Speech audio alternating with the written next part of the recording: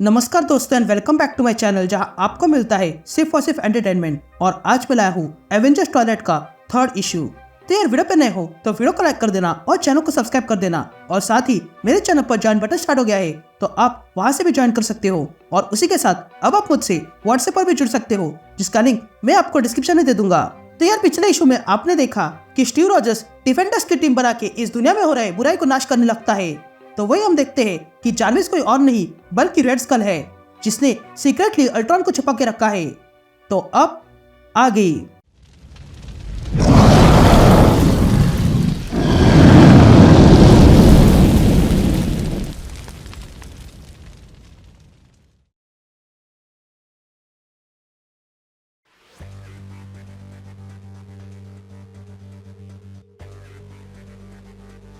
All right gang. तो issue की शुरुआत में हम उन गार्ड्स को देखते हैं जिनसे बचकर स्टीव रॉजर पिछले इशू में भाग गया था। तभी उन गार्ड्स का लीडर आता है और इन सबको डांटने लगता है। तभी वो आदमी बुलसाई को देखता है और कहता है, तुम बुलसाई हो ना, तो तुम्हारा टारगेट चुप कैसे गया? जिस पर बुलसाई कहती है कि वो नियत था और मैं अनआर्म्ड सिविलियंस पे शूट नहीं करती हूँ। जिस पर वो बॉस कहता है कि मुझे मत सिखाओ कि किस पे शूट करना है और किस पे नहीं।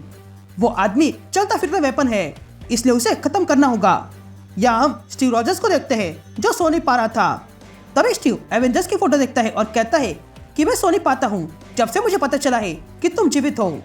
तुम हमारे विजनरी थे जिसको हमारे देश ने कैद करके रखा है ताकि उसका विजन कोई देख ना सके।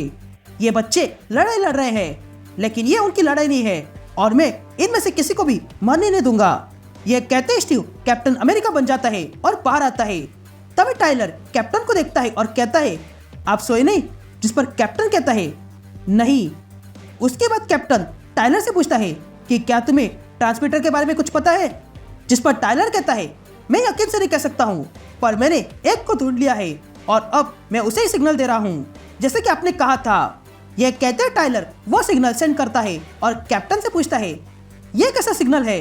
क्या ये नई तरह की भाषा है? जिस पर कैप्टन कहता है कि ये डिस्ट्रेस सिग्नल है और ये बहुत पुराना है।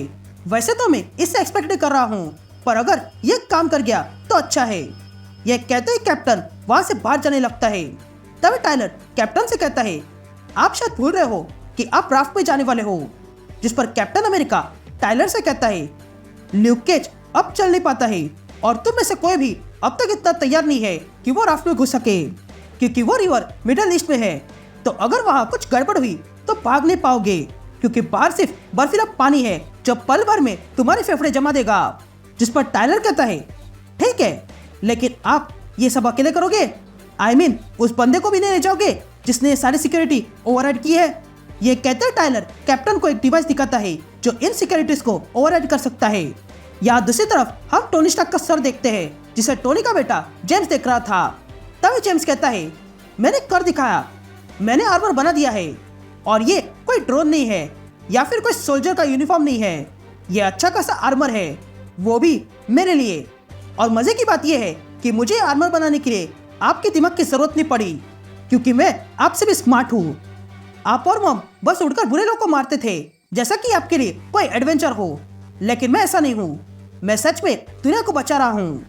यहाँ हम कैप्टन अमेरिका और टाइलर को देखते हैं जो क्विंटेट लेकर राफ्ट के पास आ गए थे। तभी टाइलर कैप्टन से पूछता है कि क्या ये ओरिजिनल एवेंजर है? जिस पर कैप्टन अमेरिका कहता है, हाँ ये वही है। जब एच-डे हुआ था उसके बाद गवर्नमेंट ने एवेंजर्स मैंशन में सारी चीजें जब्त कर ली लेकिन अब भी कुछ क्विंटेट टोनी के पुराने प्रॉपर्टीज में पड़े हुए थे इसलिए हमारे काम आ गए।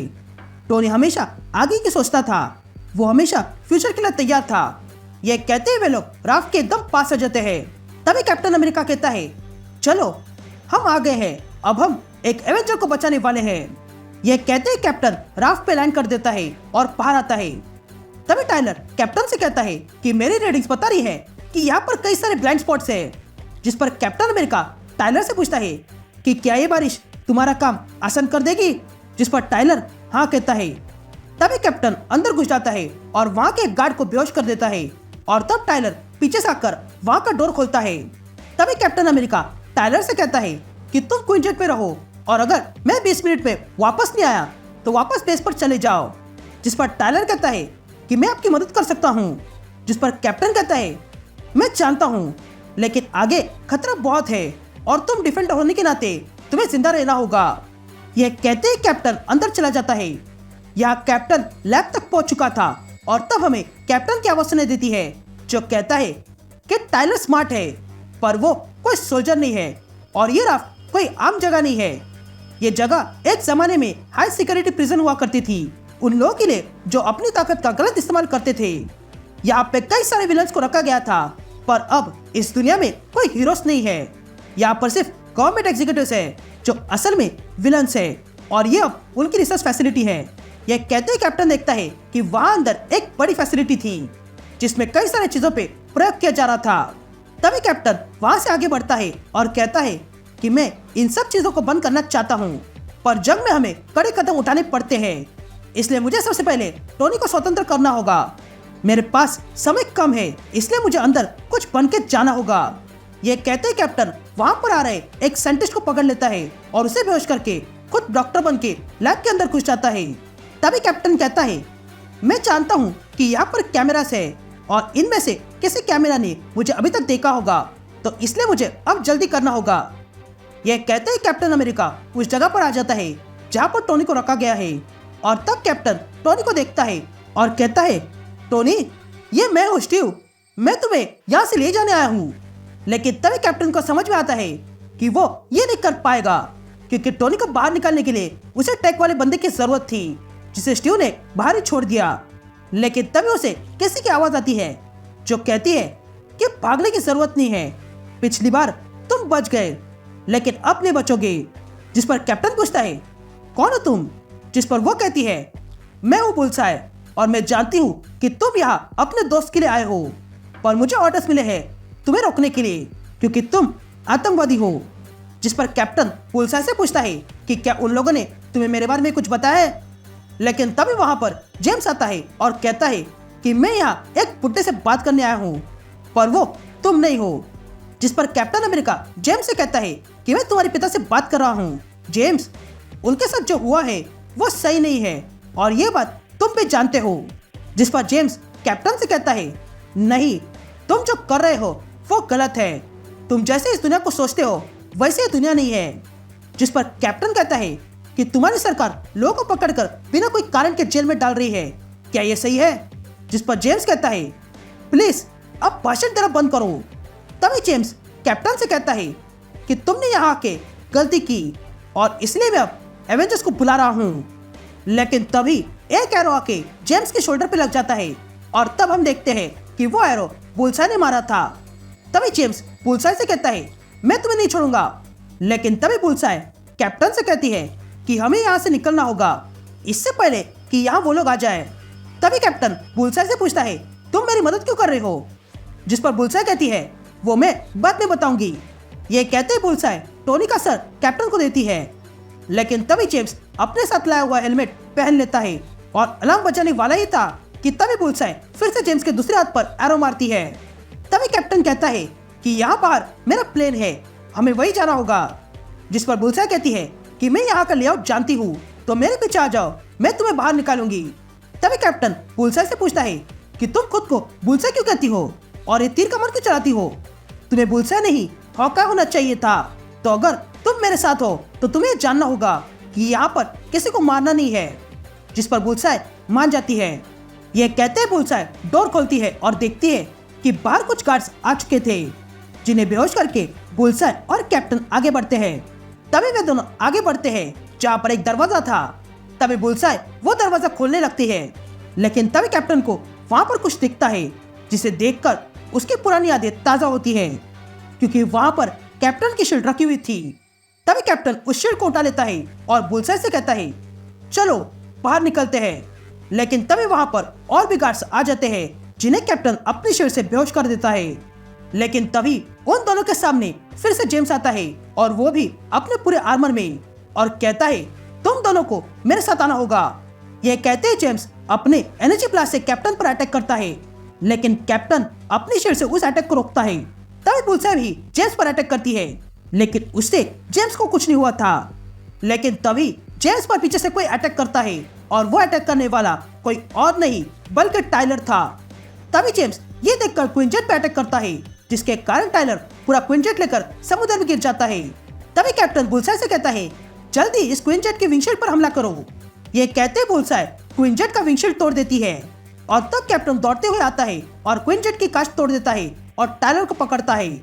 यहाँ हम देख पा रहे थे कि अचानक से बिजलियां बरसने लगी थी, तो वही जेम्स पूरे क्विंजेट को फोड़ देता है।